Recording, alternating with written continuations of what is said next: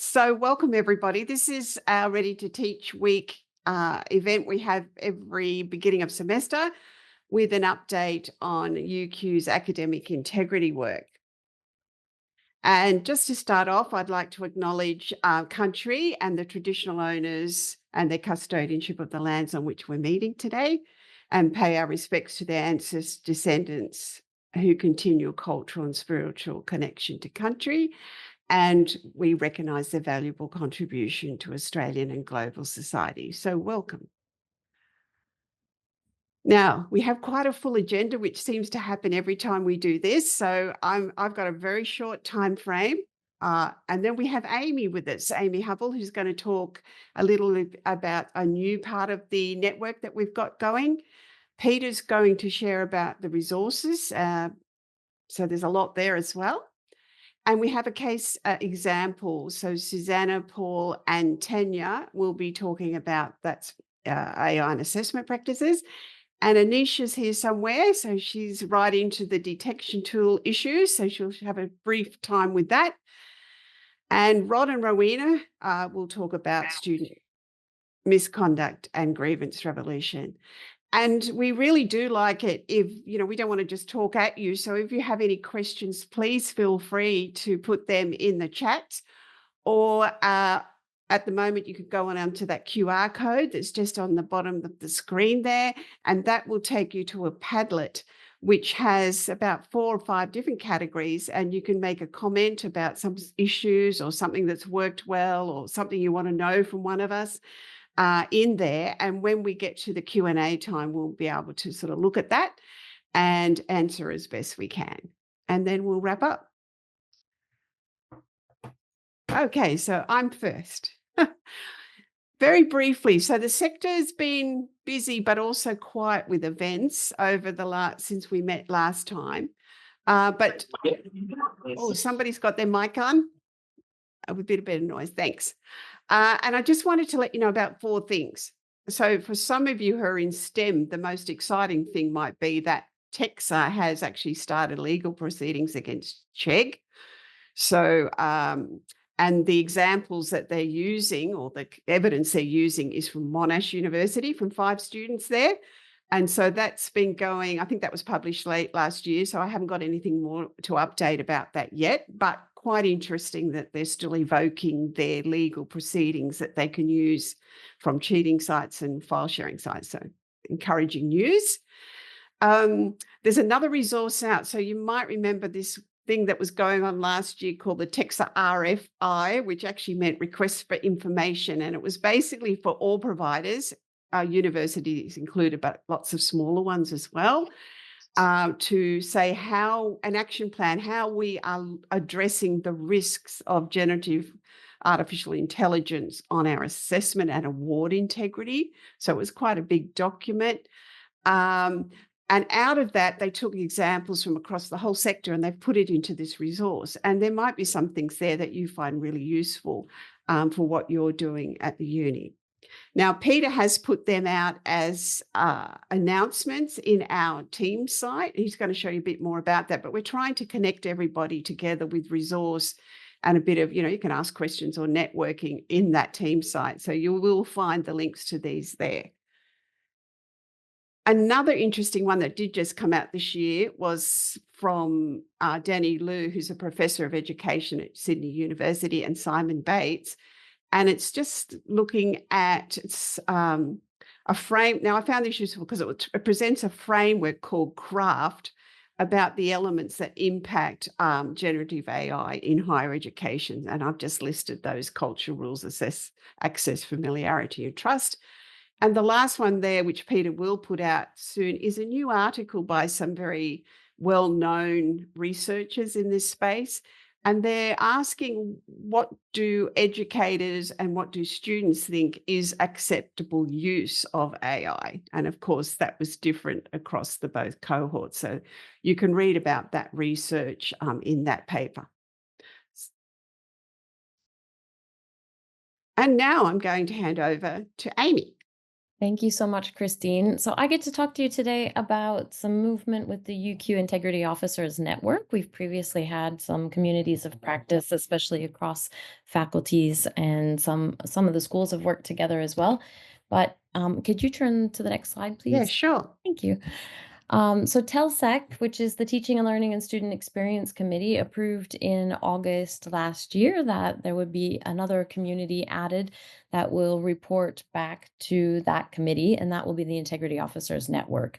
So we're really looking forward to having this formalized relationship, which will highlight how much service our integrity officers and all of the professional staff do in the schools and across the faculties as well. So we're very happy about that, but it will also provide a two-way communication between TELSEC and the integrity officers, and it will facilitate also opportunities for us to engage more directly with student conduct and grievance resolution, and the University Misconduct Board. And sometimes that's a bit of a missing piece for us when we're integrity officers. We don't really understand necessarily how things happen in other offices across campus. So that will formalize that possibility for us. And it will also help us share our learnings and our best practices with each other.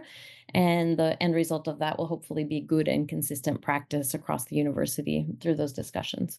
So, next slide, Christine. We are looking at a variety of activities across the year. We obviously have Ready to Teach Week now, and every year the team site, which you're going to hear more about. There will be probably 2 meetings per year, at least this year, until we formalize all of our events. And then there will be the continued work within your schools and faculty, and as usual, something during Teaching and Learning Week around integrity. And just the final slide there. Thank. Oops. Oh, one.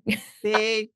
That's Oh all my right. goodness. I'm No, I'm a newbie. nobody can complain because we didn't volunteer to do the slides, so that's fine. I've put the QR code for the Padlet there, and it is again linked already in the chat. What we would like to hear from you, anyone that's here, is what would be useful for you in that network. What are the things that you need support with? What are the things that you would like to be able to discuss with us? What's missing from your perspective? And we're very keen to be able to reach out and do that. Mark your diaries. We have an initial event set. The DVCA has put this in his calendar. So Professor Chris Ryan will be joining us at 10:30 a.m. on the 9th of June for an event. And I've listed the members of the leadership group for 2025 in case you want to reach out to any of us. And that's what I have. I'm going to pass over now to Peter Rutherford to talk about updates and resources for you. Lo- Lovely, thank you, Amy. And just a reminder that you do have that Padlet there if you'd like to add anything to it in the form of a question. We'll see if we can address it during the question and answer section at the end. Next slide, please. Just a reminder that we have each semester the Italy Teaching Assessment Updates is published, and it's a worthwhile site for you to go to just so you can get an idea of what's happening within the university. Two of interest to you as integrity officers probably this time around is preventing unauthorised academic file sharing and the updates on generative AI and machine translation. You'll see the link in the chat there if you want to have a look at it. But I'll just remind you about the unauthorised academic file sharing. That's where file sharing sites such as Studoco encourage students to upload material so that they can then download material. So what's been happening is that the library with I think it's Christopher, has worked out a way in which we can manage to get those UQ resources pulled down. So if you happen to find that something that belongs to you is up there, there's a strategy for getting them down now. And also there's, that I don't think everybody knows about, there's templates available that you can use, and that'll just make it easier in the future so that if something of yours is put up or it will prevent it from being put up, you don't have to change all your slides. You don't have to change all your documents. You can just slip in one slide and that will be sufficient, or one template in your document. Good, thank you. Next one, please. The library's been busy. They've developed an AI student hub, which is going to be of great value so that students can just refer to it. Provides key messaging to help students understand artificial intelligence and learn how they can use it in their studies in a responsible way. Again, you'll find the link in the chat. covers quite a good area. It doesn't take away from anything that was published before by the library. I know there was Digital Essentials on AI, and there was also a referencing site on how to reference when you use AI. That's all still there. This is something new again. And not to be outdone, they've also worked on something for teachers, and they've put together the AI Teacher Hub, which is probably something that you might like to refer to some of your colleagues as being accessible for them to find out information as well. Next slide, please, Christine. So this site has been established to help teachers support them to learn how to use, talk about, and use AI in your teaching and in your assessment. Sorry, it won't move. Won't move? No. Okay. Stuck.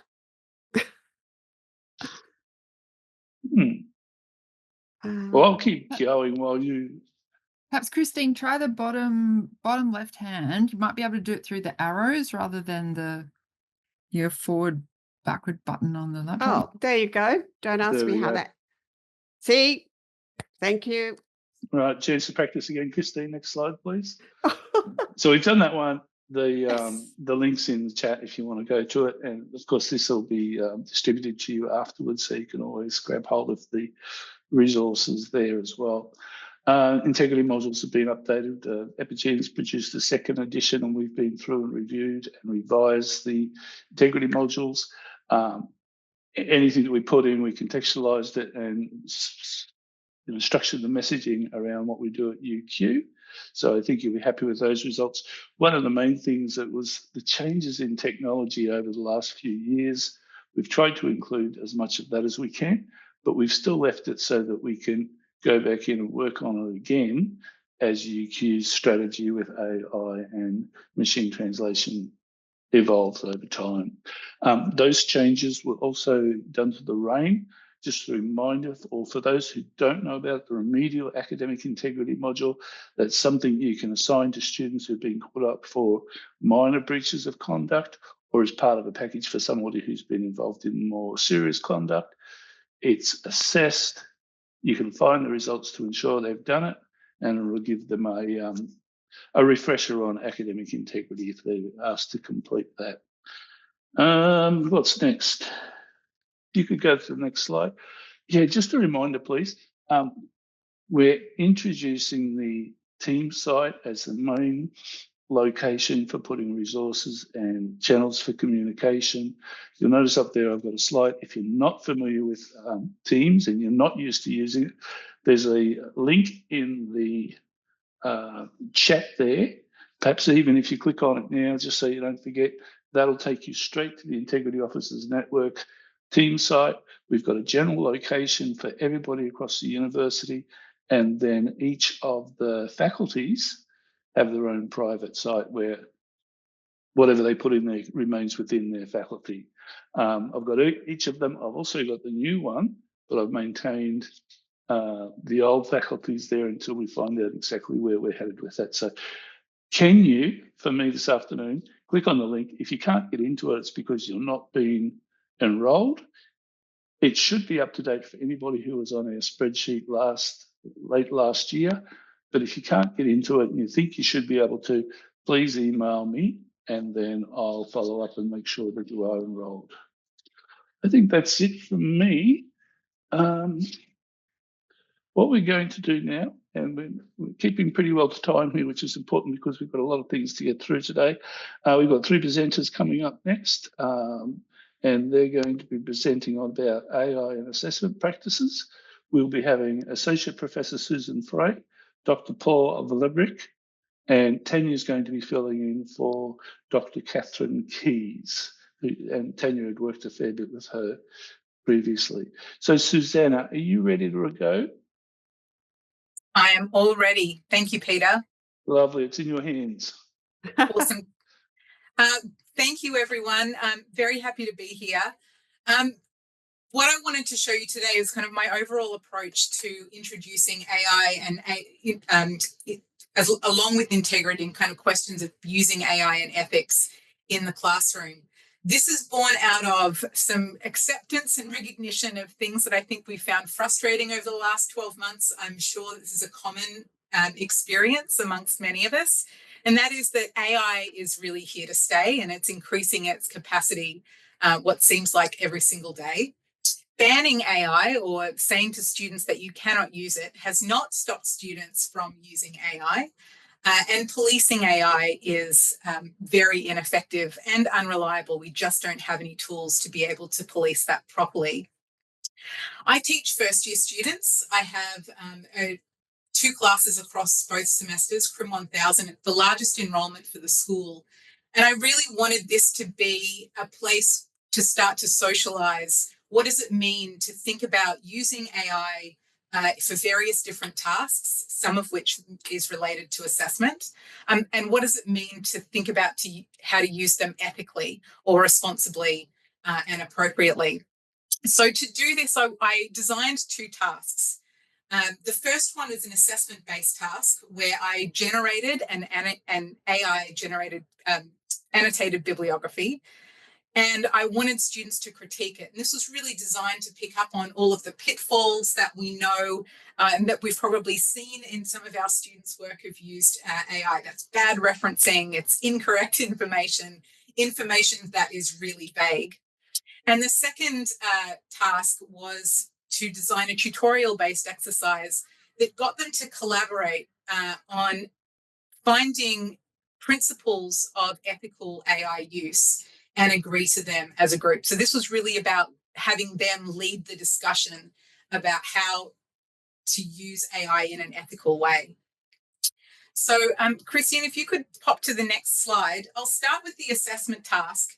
I can't take full credit for this. I had a huge amount of help and support from Chris Frost, one of our learning designers, who was really helpful in helping me figure out a way to pull all this together in a way that made sense. Because for me, being quite technologically challenged myself, found it very hard to kind of find the way to get all of these moving pieces fit together. So this is just a snapshot of this particular task. So I generated the annotated bibliography in ChatGPT, and I had students answer these very short questions on the side that you can see there that was really just kind of getting them to think about how useful is this information, how good is this information, thinking about the way that AI or that ChatGPT defines things like reliability or high quality articles, getting them to think about those kinds of parts of the output. It didn't end there. They were also asked to write a statement of strengths and weaknesses and include a question about kind of concern, if they had any, around the ethical uses of ChatGPT for an assessment like this one. Then students had to find their own article and write their own annotated bibliography that improved on the ones that they saw in the AI-generated ones. So the result of this assessment was actually, it was far better than I imagined. Being the first time that I tried this, I really was prepared for this to completely tank. But as often is with new and experimental assessments, but it was really interesting how the students responded and actually said that they enjoyed this exercise. But I did notice that the pendulum had actually swung almost the entire the other way. So we had lots of students saying this AI is terrible, this is useless. So the goal of really trying to get them to understand the pitfalls, we absolutely met that. But it was very interesting to see students come out so strongly against the use of AI, given some of the problems that they'd found in this particular assessment. So they walked away thinking that AI was terrible. And so this is the part where the second activity becomes really helpful. So this second part of the activity was really about getting them to think about the possible uses of generative AI across a broad range of tasks. But in the context of the course, we really kept it around their assessments for the semester. And then we wanted them to kind of generate their own principles or their own agreement on principles around ways that they did think it could be ethical to use AI. Students were asked to first of all, I presented them with a couple of examples of AI-generated artwork, music examples, to get them to think about questions like, who owns this work? Has copyright been breached? What is it that makes us feel uncomfortable about the uses of AI? The favorite one for the students was an AI-generated clip of the rapper Eminem, which probably produced some of the loudest discussions, even in the 8 a.m. tutorial, that I think I've ever seen in the class. So it was really something that they engaged with well. And then students were asked to brainstorm all of the different ways that AI could be used to help them complete their assessment. So we really focused on their final assessment, which is an essay, kind of your typical traditional essay that is quite common. And I asked them to brainstorm those ideas of how to use AI, regardless of whether or not they thought it was ethical or not. So just all of the ways they could potentially use it. That was kind of the goal of that very, very first part of that activity. They then had to take those examples and then categorize them at their tables within their groups: ethical, unethical, or unsure. And then those unsure ones were used as the point for a bit of a discussion. Again, going back to that question, what about this activity makes you feel uncomfortable about you or your fellow students using it for an assessment? Christine, if you pop to the next slide. Students were then given this list of 10 possible principles for ethical AI use. These principles were generated from the literature on AI, automated decision-making systems, and the growing literature on ethical uses of those kinds of platforms, software, and kind of everything that fits under that umbrella at the moment of generative AI. And of course, given that this is a space where there's not a lot of kind of clear information about how to use it properly, I didn't want them to just focus on the 10. I wanted them to kind of think about what if they had to choose a few, what do they think is the most important? So they had these 10 ethical principles. They were actually on big pieces of paper around the room, and they were asked to walk around the room in their groups, talk about each one, and then go back to their table and think about if they had to pick 4 of these to guide the use of AI for their final assessment, which 4 are the most important? So what do they think are the most important principles for ethical AI use if they were going to use AI for their assessment piece? So if you, Christine, you can pop to the next slide as well.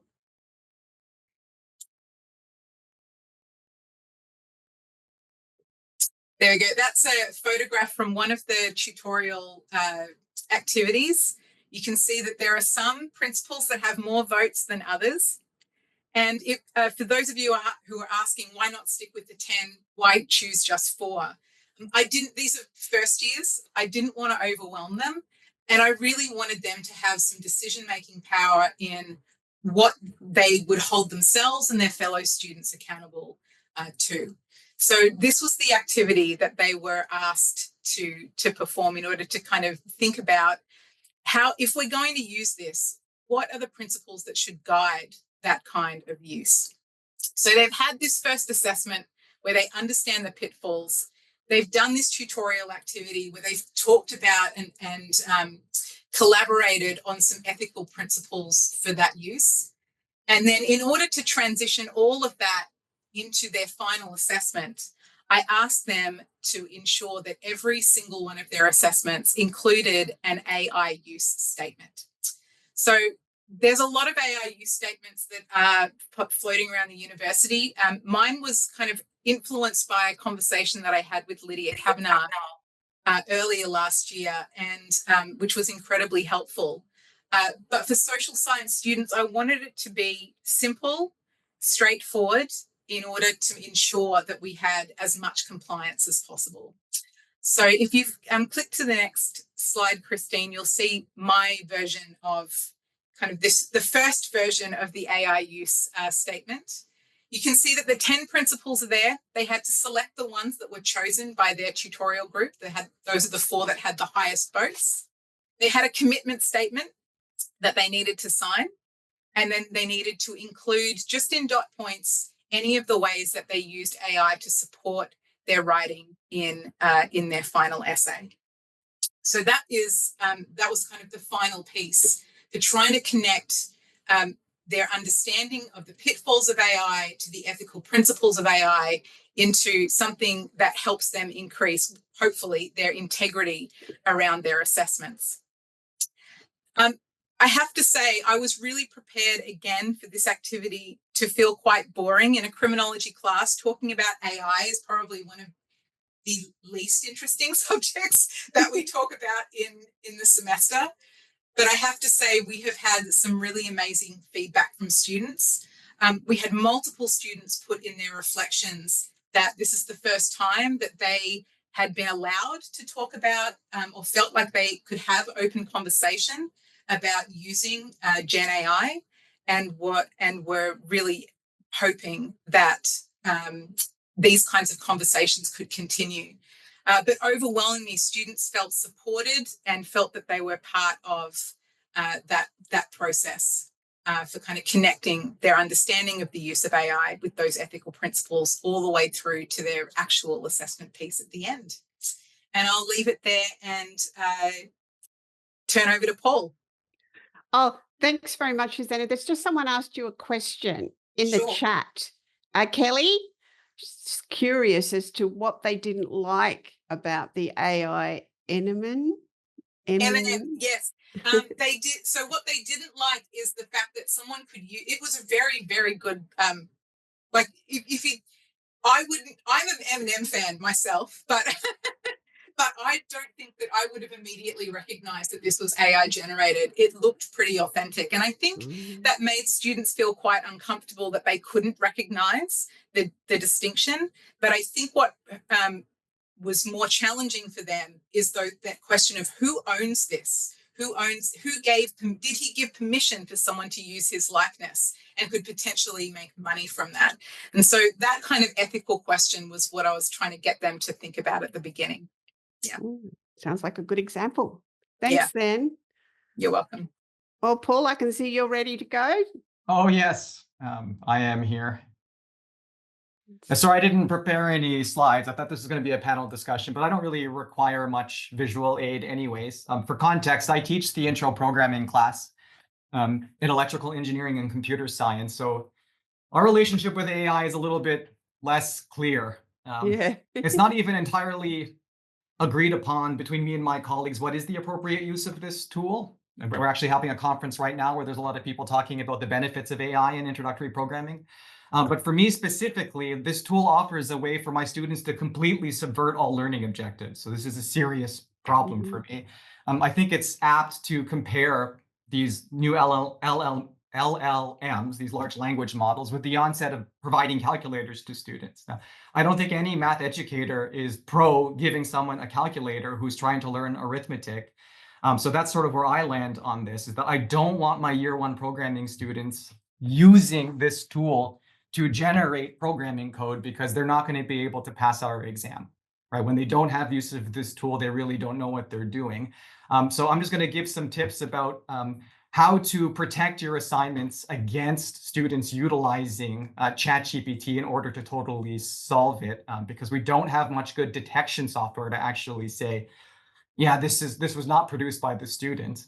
We do have a pretty good idea of when something is not produced by a student, but we have no sort of legal way of proving it. So if you are a coordinator, which obligates your students to write little pieces of code, for one, I wouldn't actually recommend that any little piece of code development is made summative. I think that's quite pointless at the moment. So we used to have weekly assignments where we ask simple coding problems, but all of that can now just be given to ChatGPT that spits out an answer immediately, right? So we turned off grading for that, saying, look, it's so easy to cheat. We're no longer going to provide grades. We really want you to actually try to attempt this properly, so you actually onboard some of this information.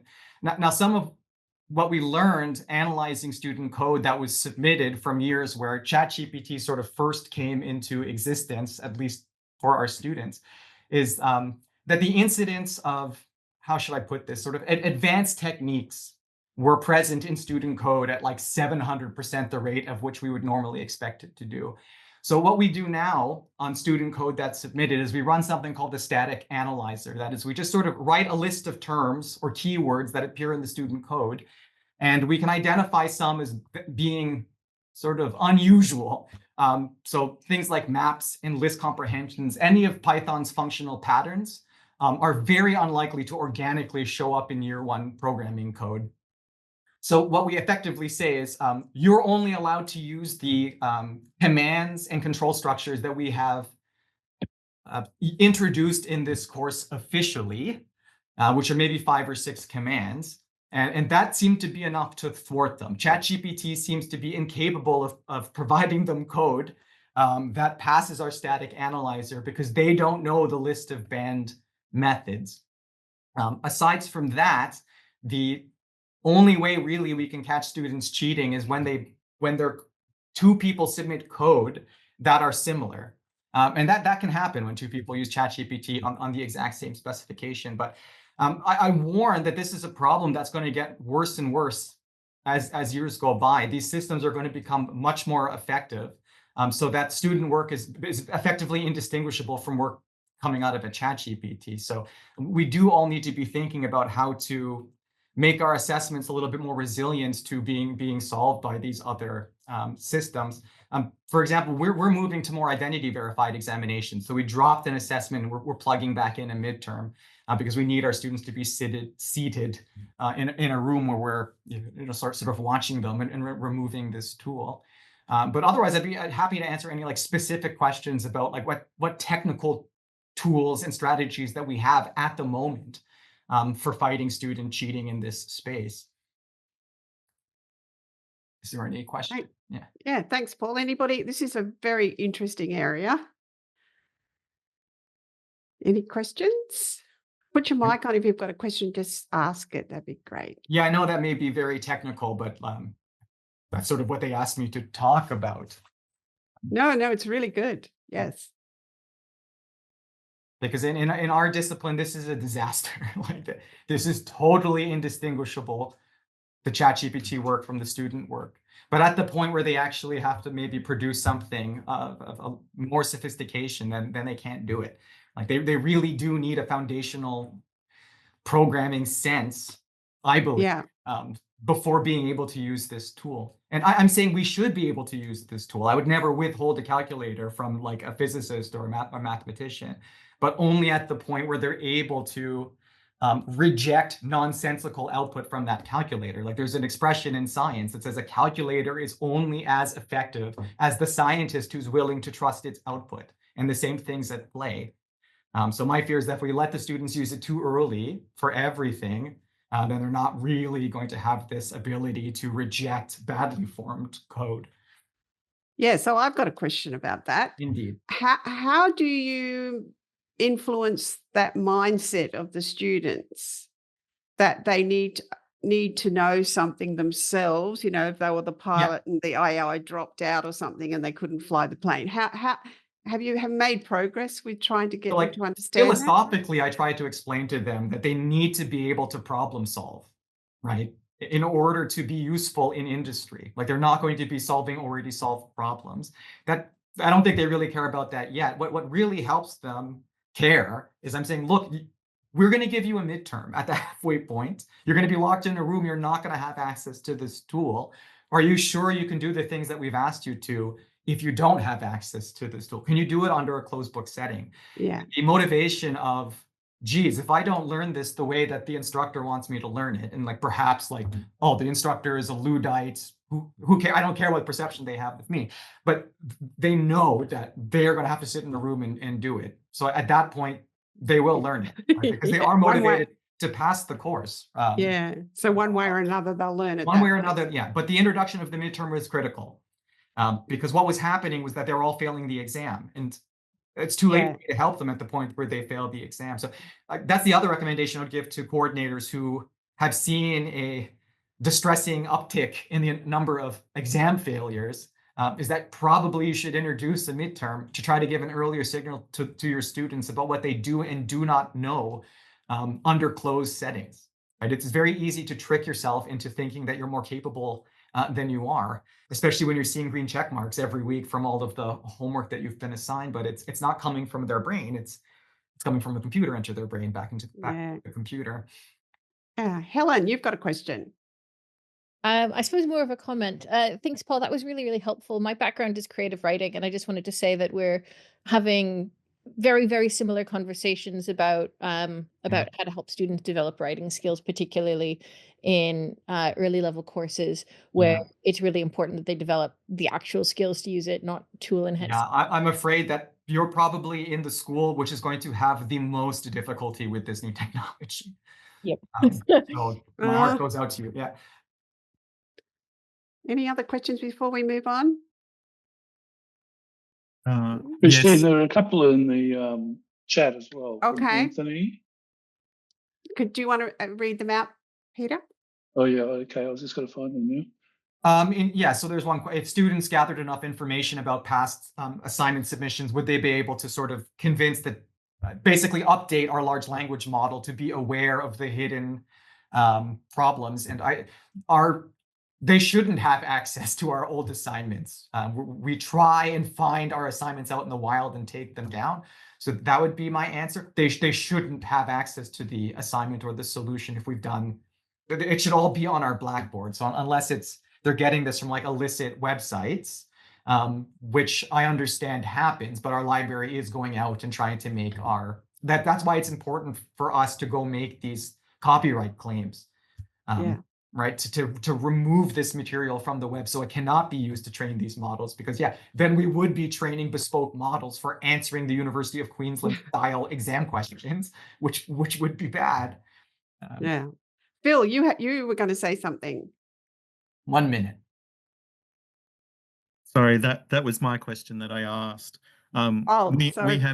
We have had students buying assessment from the previous year from other students and using that to preload answers into ChatGPT in case the same questions are asked this year. Wow. Yeah, I'm not. Yeah, I'd have to see those particular problem sets to see. There is some tricks that you could play, but static analysis goes a long way, right? Because then you could say, hey, like this is a method that was relevant last year, but not this year. Why is the method now present in this year's code? It's not like there could be like they could have set up inadvertently a breadcrumb trail to like about their cheating. So you got to be a little bit sleuthy when look. We have to be like the code detectives effectively until we come up with better systematic ways of comparing them. Well, thanks, Paul. That was very interesting. No problem. Yeah, Sorry, we'll look forward to hearing the next iteration in the future to see how you. Oh, that's when I just throw my hands and say, I've quit teaching. I've given up. I hope not. You're doing I'll be really a nomad well. somewhere. Tanya. Hello, can you hear me? Yes, can't see you, but yes, we can. Oh, Yes, see there me you now? are. Yep. Okay, fantastic. Christine, can you move to the next slide, please? Oops, done it again. Excellent. it? Thank you. Yes, thank you. Hello, everybody, and thank you for allowing me to be present and present today. For those of you who I don't know, my name is Tanya Henry and I'm a learning designer within Italy. I'm presenting today on behalf of Dr. Catherine Keys, or Kathy. Kathy, unfortunately, is unwell and asked me to present on her behalf. And I'd also like to give a shout out to Craig Atkins, who's also been very involved in this assessment design, and he is currently travelling overseas and unable to be present. So I'm going to provide an overview of an assessment design that took place specifically because of generative AI. And we're going to explore what and how we did throughout that process and some of the things that we've seen as a result. So we're going to be talking today, or I'm going to be talking about Buildings in History and Culture, which is a first-year architectural course. The course began in 2022 and attracts 110 students approximately every year. The course consists of 3 assessments. There is a Blackboard automatically marked quiz, there's a verbal presentation, and there was an essay. So in the summer of 2022, like so many other academics and people who specialise in teaching and learning, Kathy Keys returned to the world of teaching to discover that one of her assessment tasks was having a red flag as being a complete concern due to generative AI that had emerged over that summer period. Kathy strategically chose to run the semester with the assessment unchanged, which included the 60% essay as an assessment task and allowed students to use generative AI. However, Kathy did purposely commit more class time to discussion about academic integrity and what the penalties could be. It was towards the end of this semester that Kathy and I met, and we underwent a process of reviewing assessments throughout this course and redesigning the assessment tasks. Next slide, please, Christine. Excellent, thank you. So it was clear that the essay that was in place allowed students to engage with generative AI. And so we focused on looking at that particular assessments, but also more broadly at all assessments that took place within this particular course and how they were linked to other courses within the entire program.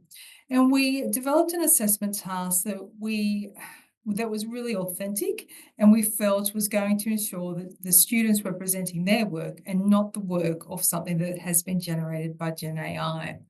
So in order to do that, we developed a judgment and problem-based learning task and embedded some critical thinking criteria. So the students were required to demonstrate their knowledge and understanding of the theory that was presented. So in this particular instance, they had to acknowledge and identify historical events that influenced housing design. And students also had to provide reasoning of why the historical events took place. So they had to talk about the historical significance of the building structures and what that meant. The students then also had to be able to apply the understanding of the theory and the course content and align that with their own research to a contemporary housing problem. And of course, we underpinned that with some critical thinking, and the assessments were rewritten to include a lot of power verbs and change from a series of describe or discuss type terms that had historically been used.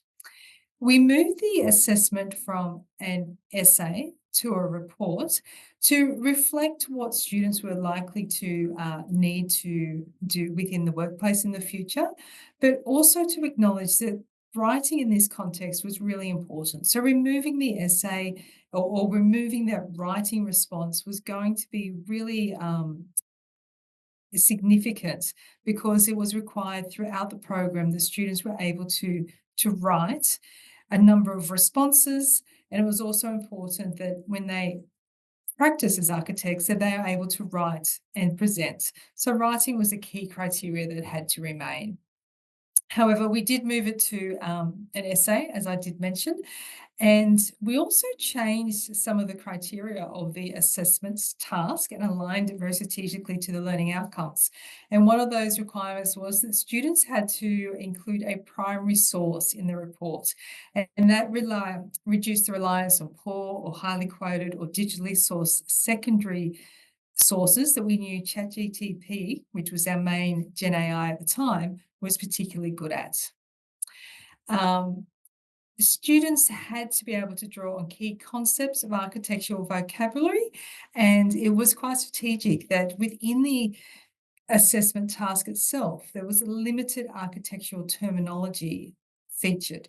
That was done strategically so students could not copy and paste the assessment task and put that into a large language model as an engineered prompt.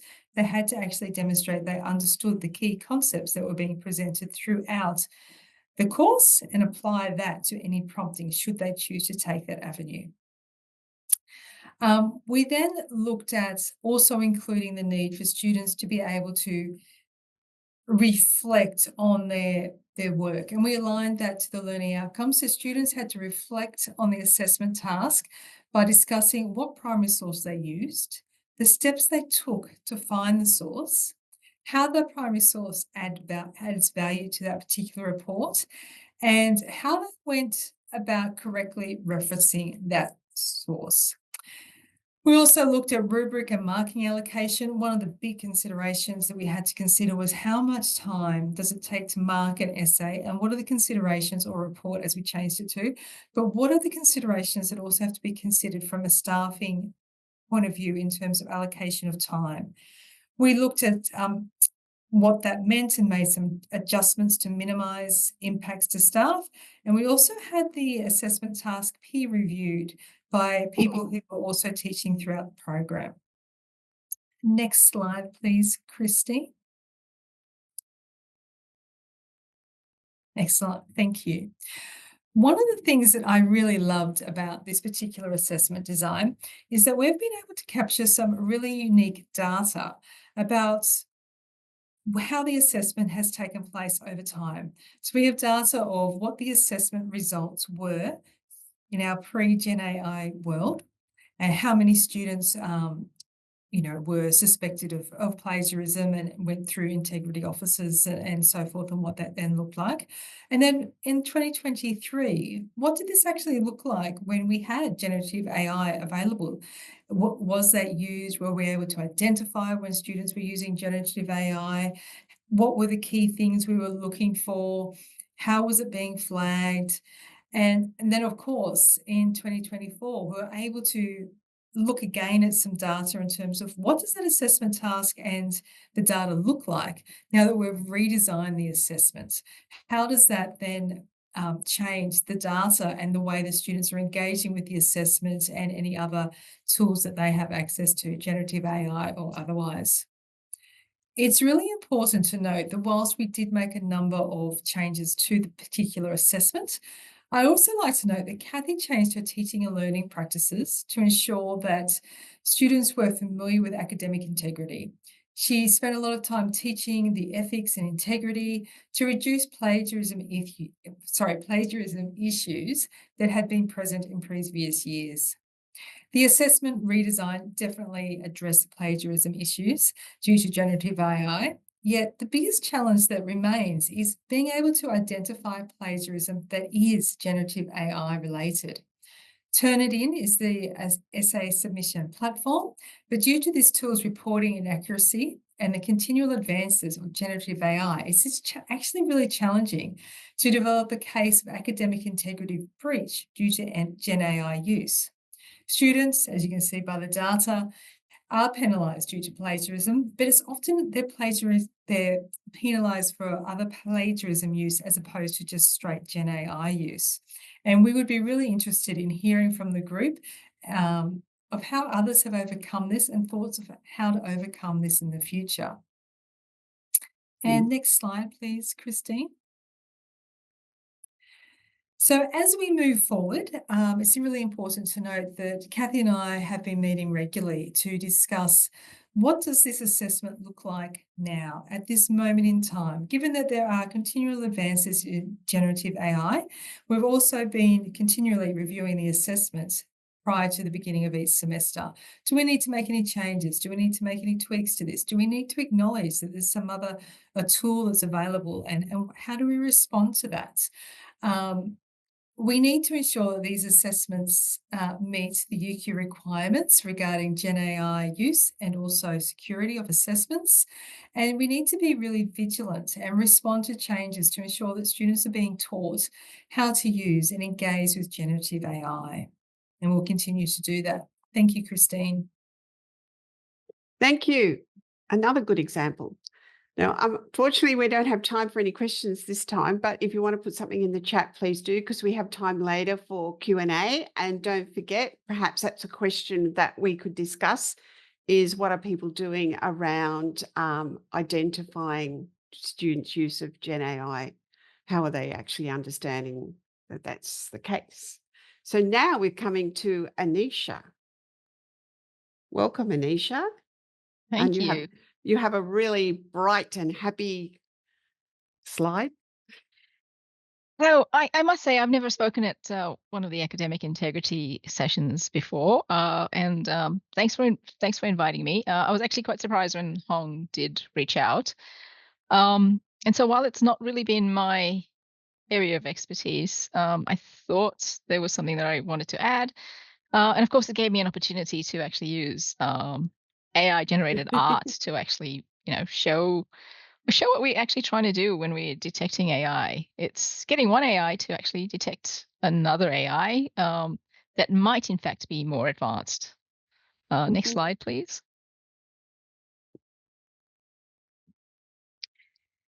So I'm actually blaming being invited to this session for me splurging out and getting the $200 USD paid plan of ChatGPT because what it's actually doing is it's allowing me to actually show a lot of contrast here or a dichotomy, basically.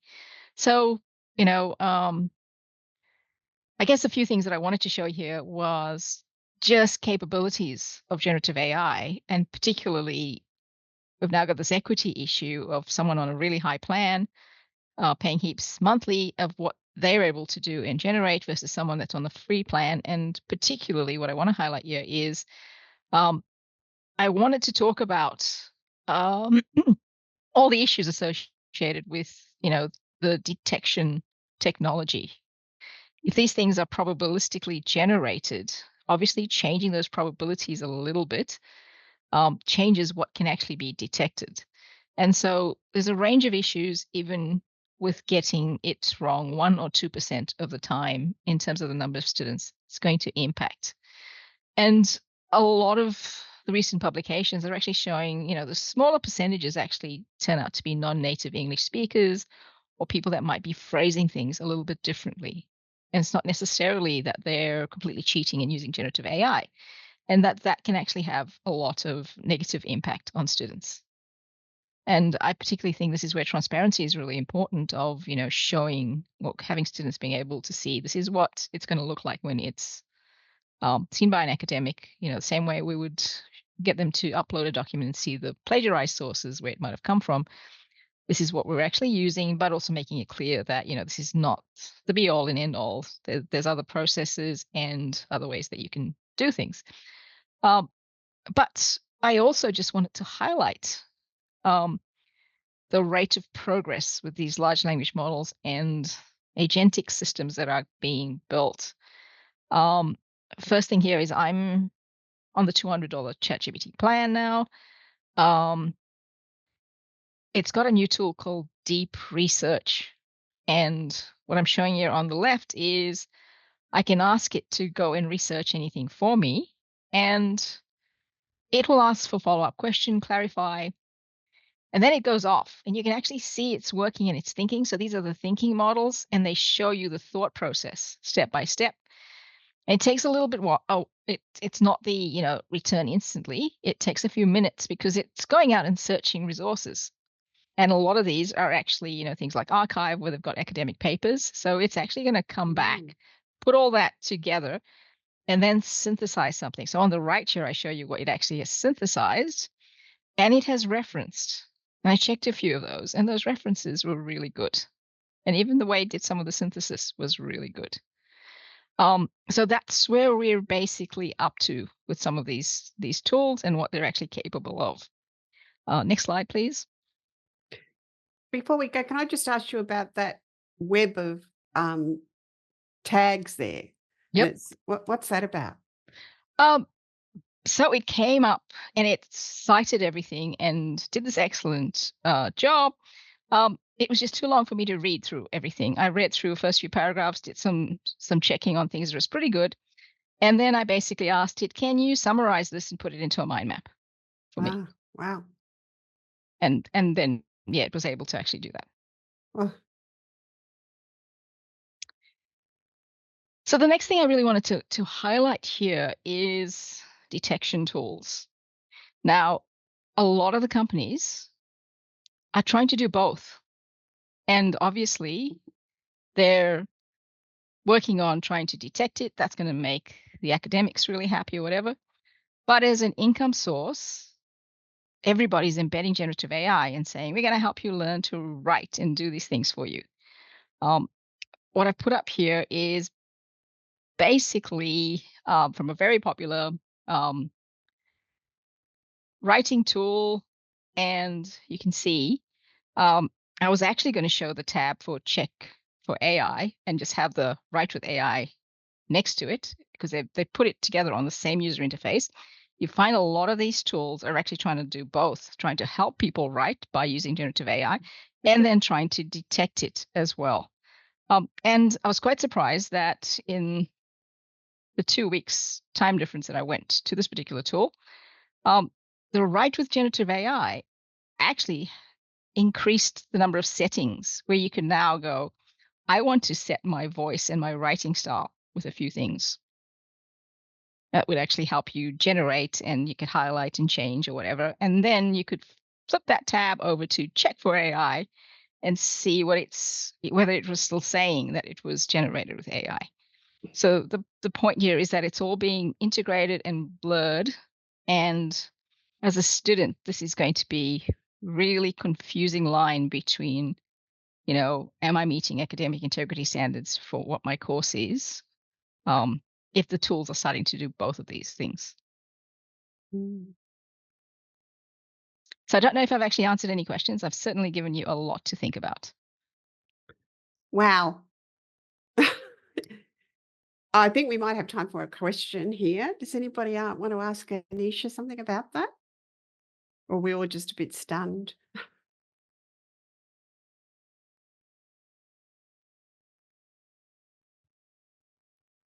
Yeah, Christine, can I just jump in? Thanks, Yeah, Anisha. sure. That's really, really interesting. Just thinking about the embedding of these tools in documents. I had a really interesting experience just this morning. So one of our colleagues in the library sent me a document. It's on the library template. She sent it through as a draft and said, this is what we're proposing for one of our literature placement internships. So I have my email up. I open up the document, and the weirdest thing happened, because with the word draft, which is in this kind of fine print at the background, what we often do with draft documents, what had happened was to that word draft had stuck little icons of files from my computer which had the words draft in it. Not only that, these files, some of them went back 2 years. So me reading the document, something active in the document has either taken the files from my laptop, although I've just checked and a lot of those files are actually deleted off this laptop, or it has gone back into my email and found about 6 documents with the word draft in it and actually stuck it to the document that I'm reading. And even when you scrolled up and down, those little icons were stuck there. It was a very weird experience. So I'm just talking with my colleague and we're trying to work out how this had happened. Now I've got virus protection on. So it seems to me it's some kind of AI that has become embedded in that document or the template. But it is certainly something to keep in mind in terms of privacy and all sorts of issues, that even reading a document, if AI has been embedded in some of these documents at some point, they can have this functionality where they can actually search beyond the parameters of the document. So that was news to me. And I'll get some advice from IT as to, I'll send them the document to have a look at it. But maybe that's what's going on, because it doesn't seem like a virus. It seems like more something embedded in that document. It's probably the email vendor, a very big one that's also involved with a lot of Office applications. And so it could be, you go and start your Gmail email, it wants to write it for you. You go into an Office document that's got the Copilot, it wants to create the PowerPoint for you. And it's linking it all up together, pulling in from cloud storage and rest of emails and stuff like that. So, and this is really the point, is that we might use it accidentally because it's just happening for us. And so that active decision of, I've chosen to use generative AI when I wasn't allowed to, or that sort of thing, might not be a decision that we personally are making. Mm. Well, whole new level there. Just- Thank you. There's a few things going on in the chat. So the library tech trainers have flagged this about Office, says Kelly. Chris is just making a little comment.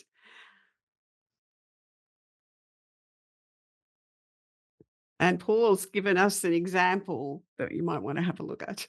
But we probably need to move on, because now we have Rod, who's going to share some of the things from the student grievance and misconduct section. So, good afternoon, everyone. Thanks, Christine. We'll just be very brief, just a few little administrative updates. When Advocate was first implemented, there were some basic procedure documents that were produced to provide guidance around working through the system on different processes. We've just produced a more detailed version of them, which is specific to SCGR and misconduct processes within the system. Just go to the next slide, Christine, please. So there's a version of that available in the Systems Training Hub under the Getting Started section of the Advocate system part. And it's also available on our ASD SCGR resources page, which you can log into as staff. We will sorry, Rod, can you explain what Advocate is in case we have someone new? Yeah, Advocate might be also known as the complaints management system. It's just a system which has been in place for the last couple of years, which is the public face for anyone submitting a misconduct complaint or a grievance or an appeal, especially for students, but also for HR and IU and research misconduct. So SCGR manage like the student part of that in terms of grievances and misconduct processes, and work with various landing units like the schools and the faculties who may be processing their part of a grievance or a misconduct, and we will be processing like the central part for misconduct board and misconduct appeals board, and sort of high level fitness to study, fitness to practice, etc. So Advocate, it's one of those systems where it may be that you're not using it all the time, so it can look a little bit complicated if you're not familiar with it. But most of the admin teams and all the schools and faculties, we all deal with a fair bit back and forth to work through policy, procedure, and technical issues. So there's a misconduct version of procedure that we've just produced. There will also be follow-up ones that we're introducing, like for grievances and for fitness to study, as you know, which has just come into implementation. So we're working through a more detailed document around that. A big focus for us this year is to make sure that we contribute in various ways to the general push to get more networking, more information flow across the university in different units and all stakeholders. So one of the things that we're trying to do more regularly is that within Advocate, there's an announcements page which will go out to users of the system. We'll try to produce updates on policy, procedure, etc., or just flags for different things to be aware of. Let's go to the next page, Christine. Thanks. We will continue to have dedicated people within the SCGR team who will be a contact for particular faculties and their relevant schools. At various times that may change, but we will distribute an updated contact list, and that way just build a consistent connection with one person who can talk through cases with you. We'll also be contributing to the communities of practice and the integrity network. And so if you're wanting us to attend any meetings like that, we can to provide feedback or contribution. Also, any integrity officers who would like an update or are new to the role and would like an orientation, we can provide that. Apart from the online modules for training, we can come out and do a visit with admin teams and integrity officers to just walk through process and policy, but also just answer any questions.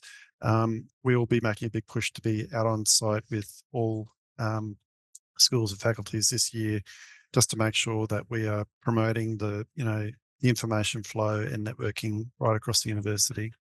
It's about it for us. Thanks, Christine. Great. Thanks, Rod. Anybody got any questions for Rod?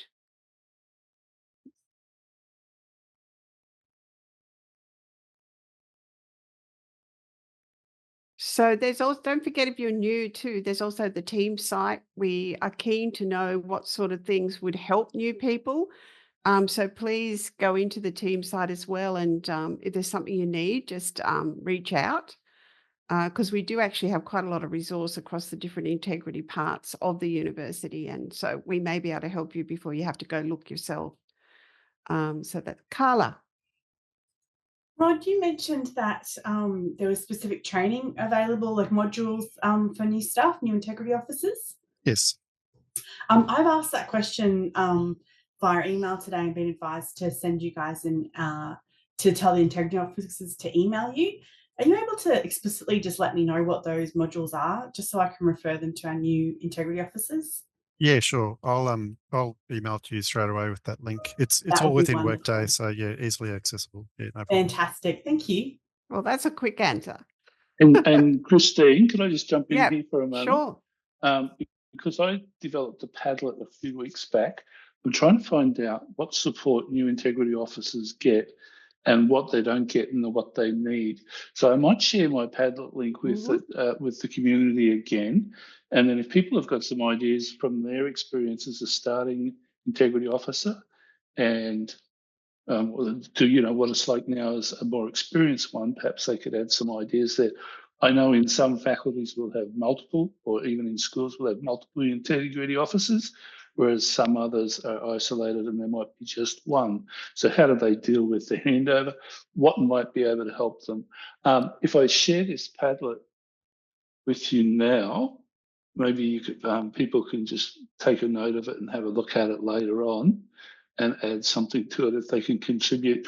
One of the points that somebody brought up was Jade Copeland, was that there used to be training for authorship, but once the person who was trained using authorship has moved on, what happens to the next person? So obviously there's issues out there that we're not aware of, but if we are aware of them, we might be able to address them. So perhaps people could jump into that Padlet between now and next week. I think we have time now for 5 minutes if people want to do that, because we're up to the Q&A section. So if anyone wants to, we're concerned about new integrity officers. We know that it takes quite a lot of new information to be able to do this job. So if someone else can help them out, that would be great.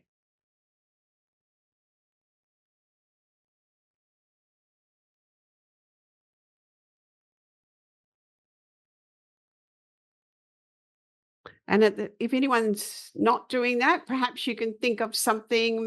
Maybe, Peter, you can look at the other Padlets. And do you want me to stop sharing and go to that? There's nothing in there to look at this stage, Christine. Okay. Well, it'll be just off the cuff, won't it? Oh, yes, there is. There's one item there that's just come up. Why can't we have professional integrity officers? So does that mean professional staff? Is that what you're asking, Anthony?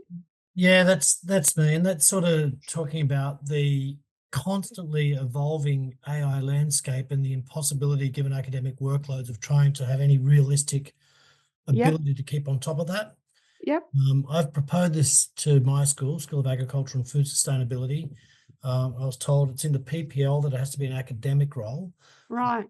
I've said we could have an academic overseeing it, but we really need more resources if we are taking this seriously as an institution. Yeah, so that's something that, where Amy was talking, where we have this bigger meeting in June with the DVCA. That's the sort of thing that we could suggest or talk about there, at a larger scale of perhaps we should change the scope. And I think I think we need to, because most of the academics have high workloads already between Yeah. teaching, research or supervision. And even like I've seen in my role as I'm the Chief Integrity Officer in AGFIS, I've seen assignments where I know it's been completely computer generated, but then the turn-in comes in nothing, like it's Yeah. zero. So they're obviously bypassing it in ways that I'm not resourced enough to be able to deal with. Yep. Yeah. Yeah. I understand that. Amy, were you going to say something about that? I have so many things I would like to say, but I do think it's important that academics be the integrity officers, because we understand the way that the assessment works that we're putting out there. And that's something that's often difficult for the professional staff who are not teaching. I did work at a previous university where students were also involved in the integrity process, and they helped investigate cases and they served on hearing panels. And I found that to be an extremely effective way. Often the students were much harder on their peers, their colleagues than we were. So that was a good process. But I did want to flag that there is a second offering of the Lead Through Learning workshops tomorrow afternoon at 1 p.m. And there are changes coming that will impact the integrity officers' roles, especially concerning generative AI and how it's being used in assessment. So it's kind of a watch this space moment, but it looks like that we're not going to be pursuing things unless it's under observed and secure circumstances. But we're waiting to see how that rolls out across the university. I must say also, Amy, one thing that I've been very disappointed in is that we've been waiting for guidance on academic integrity. We've got our own systems in place. We're being told to wait for faculties.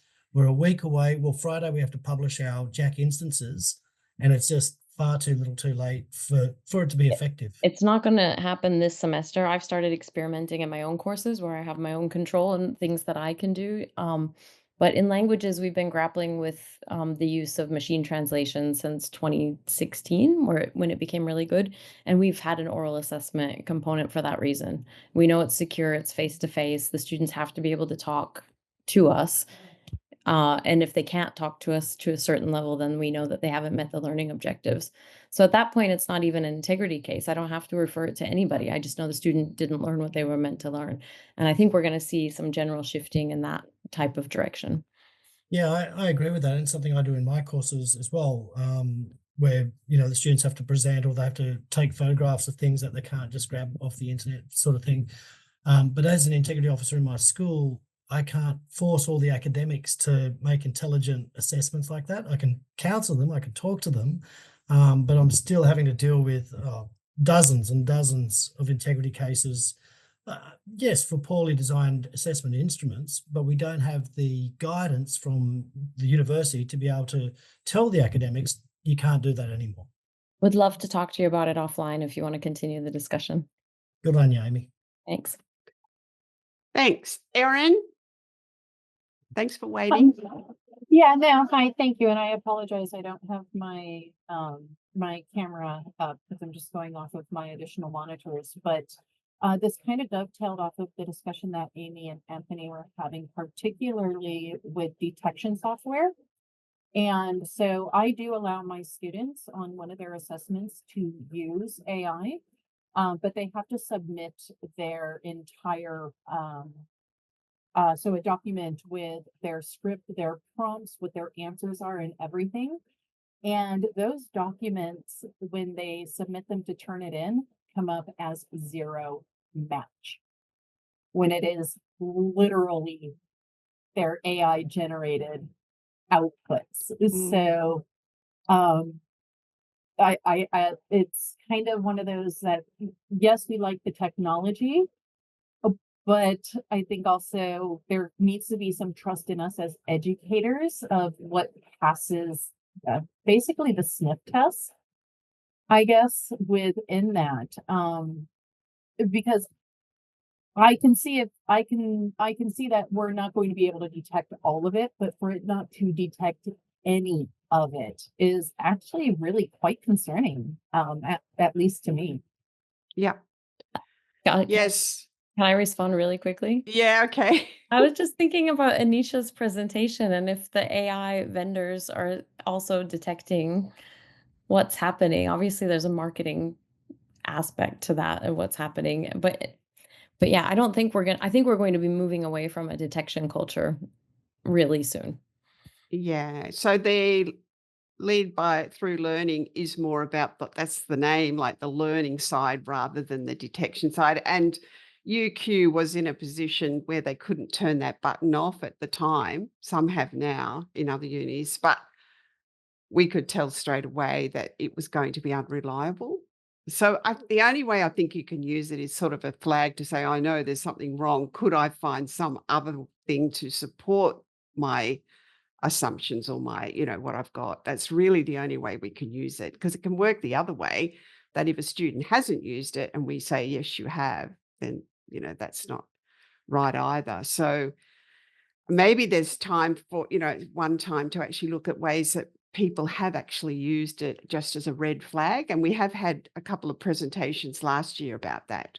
And Phil did some fabulous work in his school as well. So we've had some, but it's true, you cannot rely on it. So you really need to flip to saying students can use it, except in these particular assessment tasks that we want to know that the students can actually do by themselves. So unfortunately, it's a little bit of time in that to wait. And it has been a long process, but just so you can be assured, I work in the sector quite a lot and we are not alone.